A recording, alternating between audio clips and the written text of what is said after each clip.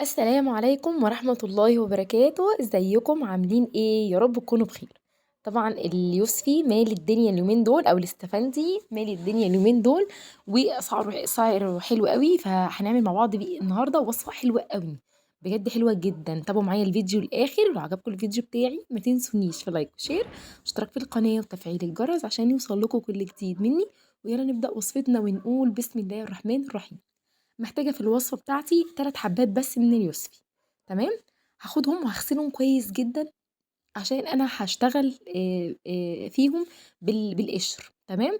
فلازم اغسله كويس جدا، وبعد ما غسلته كويس جدا مسكت اليوسفية كده، قطعتها بالعرض عشان تبقى معايا البذور باينة زي ما انتوا شايفين كده اهو. منتهى السهولة هتطلعي البذور منها بمنتهى السهولة، لان البذر هو اللي بيدي مرارة في الوصفة. فانا عايزة اتخلص من البذر خالص اهو. شايفين شكلها؟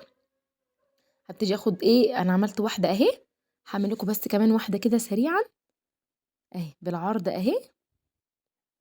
ويبقى اول ما بقطعها بتبقى كل البذور باينه قدام مني اهي. بديها بس نغزه بالسكينه كده بتطلع بمنتهى السهوله اهي. اهي. عايزه اقول لكم وصفه حلوه قوي جميله. ريحتها تحفه، طعمها لذيذ، مكوناتها اقتصاديه، والطعم ده حاجه بقى انتوا هتكرروها. خلاص هخلص بقى الثلاث حبات من اليوسفي اللي عندي. خلاص كده هبتدي بقى ان انا اجيب الخلاط، وابتدي انزل بحبات اليوسفي ده فيه بالقشر كده بكله. تمام. ما عدا البذر، انا شايله البذر بس وغاسله القشره اللي بره كويس جدا.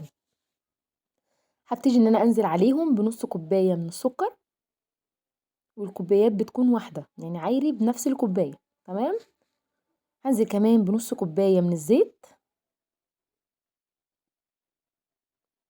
هنزل كمان بعدد 2 بيضه، والبيض يكون بدرجه حراره المطبخ. تمام. ما نكونش مطلعينه من التلاجة. تمام اهو. حتى لو انت حطاه في التلاجة قبل ما تشتغلي في الوصفة دي بساعة كده طلعيه بره. وطبعا مش هحتاج ان انا احط مع البيض فانيليا، لان اليوسفي طبعا عامل عمايله وعامل نكهة جامدة وريحة جميلة، مش محتاج فانيليا خالص. طبعا بقى المعلقة السحرية وهي معلقة الخل. تمام. هنزل بقى واضرب كل الخليط ده، واهم شيء ان انتوا تضربوا فيه كويس جدا جدا علشان القشر بتاع اليوسفي ده يدوب خالص. كده انا خلصت المكون السائل. تعالى في المكون الجاف. عبارة عن كوبايتين من الدقيق، عليهم كيس كامل من البيكنج باودر، عليهم رشة من الملح، ودي المكونات الجافة عندي. هقلبهم مع بعض كويس جدا. وطبعا للحصول على نتائج احسن انخلي الحاجات دي كلها كده ايه، في منخل، في مصفى. كل ما بتنخلي المكونات الجافة كل ما بيخش لها هوا كده، وبتبقى هشة ولذيذة اهو. هقلب بقى كده المكونات الجافة كده مع بعض. وبعد كده هابتدي أمسك المكونات السائلة وانزل بيها كده على المكونات الجافة. طبعا انتوا عرفتوا انا بعمل ايه. انا بعمل النهارده كيكة يوسفي حلوة قوي، وهعمل لها كمان صوص من فوق كده لذيذ. بعد ما الكيكة بتستوي هنحطه على الكيك من على الوش، تديها طعم حلو قوي. بقلب. وطبعا قبل ما ابتدي اشتغل فيها انا كنت مشغله الفرن بتاعي على درجة حرارة 180، وحاطه الشبكة بتاعتي في الرف في النص. ولازم تبقى سخنة، لازم تدخلي فرن يكون متسخن من قبلها. تمام. بصوا الخليط بتاعي بقى ناعم. هجيب صينية، هنزل عليها بحوالي معلقتين بس من الزيت. تمام. وبالفرشة كده تيجي ادهن الصينية كويس والجوانب اهو.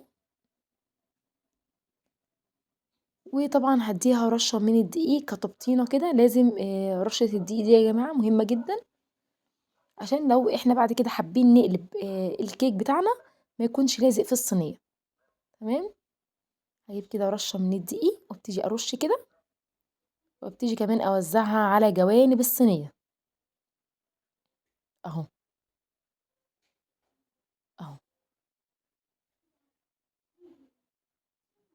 وبعد كده بقى هقوم ماسكة الخليط بتاعي ونازلة بيه في الصينية على طول.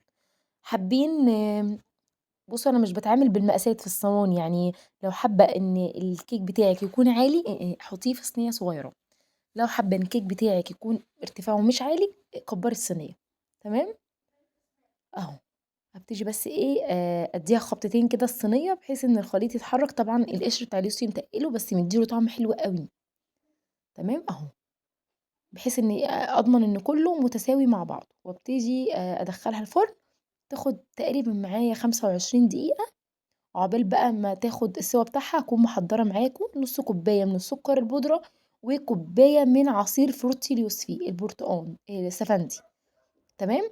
طيب لو أنا ما عنديش العصير ده، أنا ليه عاملة العصير اليوسفي ده جايباه جاهز؟ لإن مطلوب منّي إن أنا أعمل كوباية عصير استفندي عادي، وأنزل عليها لون طعام لونه برتقالي، فحسيت إن أنا ما عنديش أصلًا اللون ده، وهيبقى الموضوع هيبقى مطوِّل شوية، فقُلت أسهل حاجة إن أنا أجيب الباكيت اللي أنتم شايفينه ده، يا تجيبي الباكيت ده باكيت عصير يوسفي، ده اللي بيدّيكِ اللون اللي أنا عايزاه ده، اللون الغامق ده.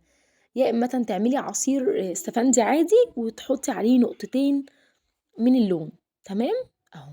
نزلت بنُص كوباية من السكر البودرة، وعايزة تكتري ما فيش مشكلة دي حاجة ترجع لِك، ونزلت بكوباية من عصير اليوسفي، خدت الكيس فضيته على كوباية مَيّة، وحطيت ده على ده، وأول ما طلعت الكيكة بصوا ما شاء الله تحفة، خرّمتها بس كده عشان لما آجي أنزل بعصير اليوسفي كده يتشرب معايا العصير.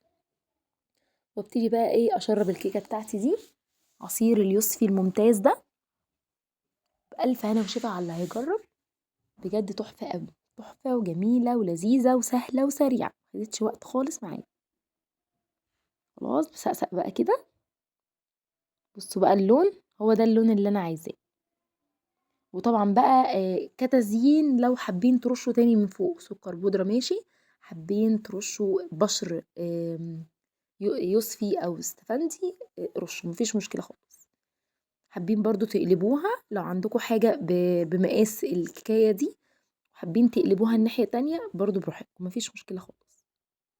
تمام أهو. أتمنى تجربوها، إن شاء الله هتعجبكم جدًا، جدًا. وطبعًا لو عجبكم الفيديو بتاعي ما تنسونيش في لايك وشير، واشتراك في القناة وتفعيل الجرس عشان يوصل لكم كل جديد مني. أشوفكم إن شاء الله في وصفة جديدة، والسلام عليكم ورحمة الله وبركاته.